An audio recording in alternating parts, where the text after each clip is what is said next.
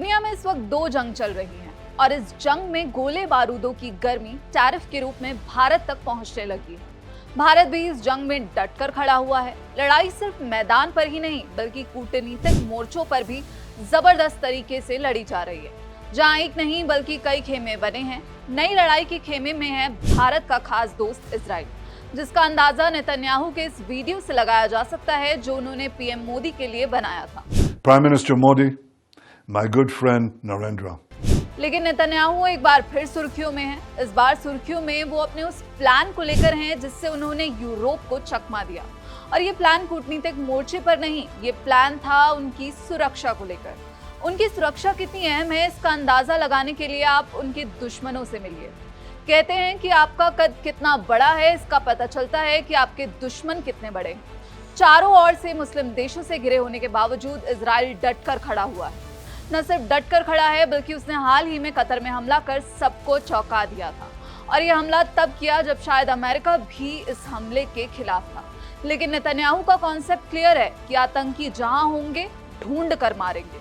और उनके इस कॉन्सेप्ट की ही खलबली मुस्लिम देशों में देखने को मिली, जिसकी वजह से सऊदी ने आनन फानन में पाकिस्तान से वो डील की ताकि परमाणु हथियारों तक अपनी पहुंच बना सके। लेकिन खबर है नेतन्याहू के कई हजार फीट आसमान में उड़ते विमान को लेकर। नेतन्याहू जो पहले ही चेतावनी दे चुके हैं कि इस दुनिया में कोई फिलिस्तीनी देश नहीं होगा, अब वो इस संयुक्त राष्ट्र महासभा में बोलेंगे। लेकिन न्यूयॉर्क जाने के लिए नेतन्याहू ने 600 किलोमीटर लंबा रास्ता चुना। नेतन्याहू का विमान केवल ग्रीस और इटली के किनारों से गुजरा, यानी बिना किसी अन्य यूरोपीय देशों से गुजरे।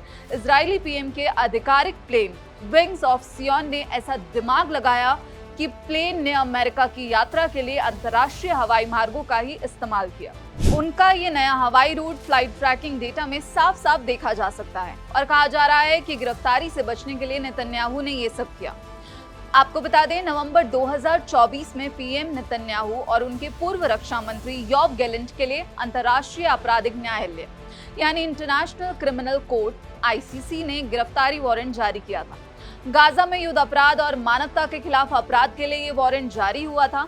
इस गिरफ्तारी वारंट के तहत कई देश जो आईसीसी के सदस्य हैं वो पहले ही सार्वजनिक रूप से कह चुके हैं कि अगर नेतन्याहू उनके क्षेत्र में घुसते हैं, प्रवेश करते हैं तो उन्हें गिरफ्तार कर लेंगे। इसी वजह से नेतन्याहू ने ये पूरा खेल किया, क्योंकि आमतौर पर अमेरिका जाने वाली इजरायली उड़ानें मध्य यूरोप, जिसमें फ्रांसीसी हवाई क्षेत्र भी शामिल है, वहां से होकर गुजरती हैं।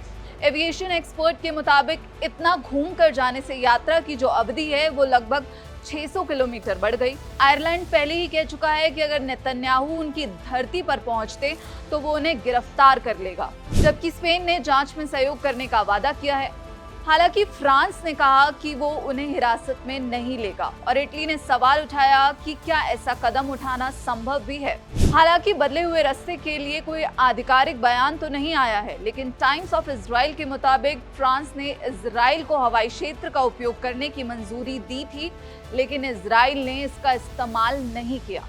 अब इससे आप अंदाजा लगा सकते हैं कि इजराइल किसी भी हाल में कोई सुरक्षा चूक नहीं चाहता। नेतन्याहू की सुरक्षा में मोसाद से लेकर कई एजेंसियां हैं। मोसाद को दुनिया भर में दुश्मनों के खिलाफ सटीक ऑपरेशन चलाने, गुप्त हत्याओं के लिए मशहूर है। और इजराइल की टेक्नोलॉजी जिसका तो पूरी दुनिया में बोलबाला है, वरना किसी ने कहाँ ही सोचा था कि पेजर अटैक का इस्तेमाल भी किया जा सकता है।